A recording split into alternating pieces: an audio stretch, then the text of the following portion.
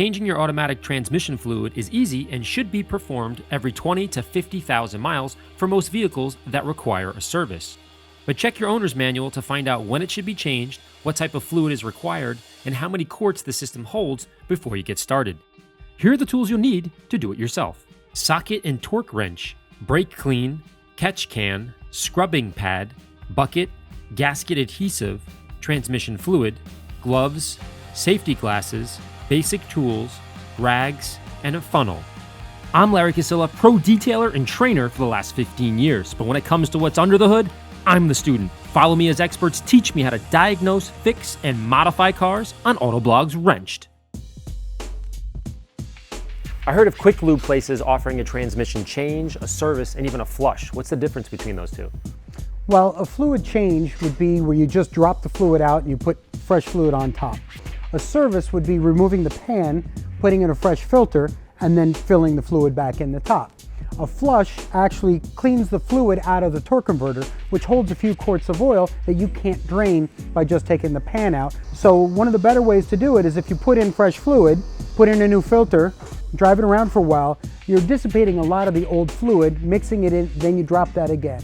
Now it's hard because you have to do it twice, but it's so easy you can actually do it yourself. Check the current fluid to get an idea of its condition, smell, color, and level.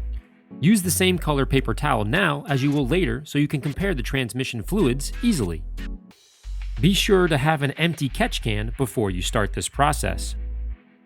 With the car in the air, find the transmission and unscrew the drain plug, or in some cases you'll need to unscrew a few bolts on the pan and do what's called a slow drain before removing them all to avoid a huge mess. Luckily, this car has a drain plug, which makes this process a lot easier. Now with most of the fluid out, remove the transmission pan. With the pan out of the car, now it's time to do some detailing. First, remove the previous gasket with a plastic razor blade or scrub pad, making sure not to gouge the flat surface, which might cause a future leak. Brake clean the pan inside and out, related bolts, and pay special attention to the magnet filter. Much like oil drain plugs, transmissions have magnets as well attached to the inside of the pan to attract metal shavings from the transmission during its use. It's scary to see all the metal pieces, but I'm told it's completely normal. Look at the transmission mating surface and make sure this is as clean as the pan. This is an extremely important step for a perfect seal, so it shouldn't feel rough or bumpy or have any leftover gasket residue. Now that everything is clean and ready to go, it's time to replace the filter, but it's a good idea to make sure the old one and the new one are exactly the same. Most filters will have a rubber gasket like this one here. Add new transmission fluid to the rubber for a better seal prior to installing and torquing. Next, reinstall the pan, but a new gasket is needed to replace the old one we scraped off. Before adding the new gasket, a sticky gasket adhesive is placed on the mating surface to hold the gasket in place during the reinstallation to avoid it moving or sliding and possibly causing a leak down the road.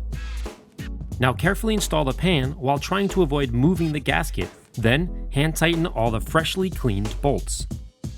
Once the pan bolts are hand snug, torque them in a crisscross pattern to evenly crush the gasket, much the same as torquing your lug nuts. In this case, it's just a few more bolts. If you're wondering where to find the torque specs for your car, you can easily check online or with your local dealer. Take the old fluid in your previously empty catch can and pour it into an old gallon or quart container to measure exactly how much was removed from the tranny.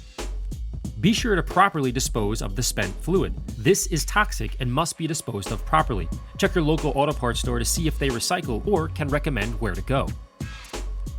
Add your funnel to the dipstick tube and replace the same amount of old fluid but with new fluid. Next, start the car and, with your foot on the brake, go through the gears to help flush the clean fluid through the torque converter, which will squeeze out the old fluid that was once trapped and left behind even after our first drain. Now with the car turned off, go back to the drain plug and drain the fluid once again without removing the pan. You'll see the clean fluid we put in just a few minutes ago mixed with the old, and now has turned everything a little bit darker, but it's definitely better than our old or original fluid we once had in the car. Now repeat the last step by adding the same amount that was removed, like we did before. Afterwards, start the car, run through the gears again, and top off the fluid as required. Most cars need to be running in idle for the dipstick reading to be accurate, but check your manual to be sure.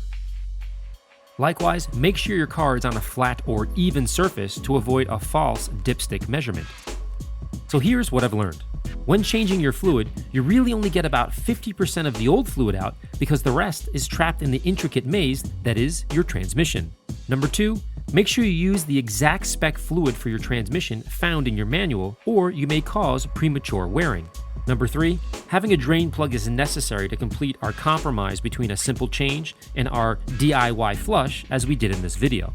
And lastly, if you decide to go to a professional, understand the difference between a change and a flush. Make sure your mechanic is aware that you know the difference between the two services, how many quarts your tranny holds, if he's changing the filter, and of course, if that's included in the price. For more how-to car repair videos, visit autoblog.com/wrenched. I'm Larry Casilla from AmmoNYC.com. As always, thanks for watching.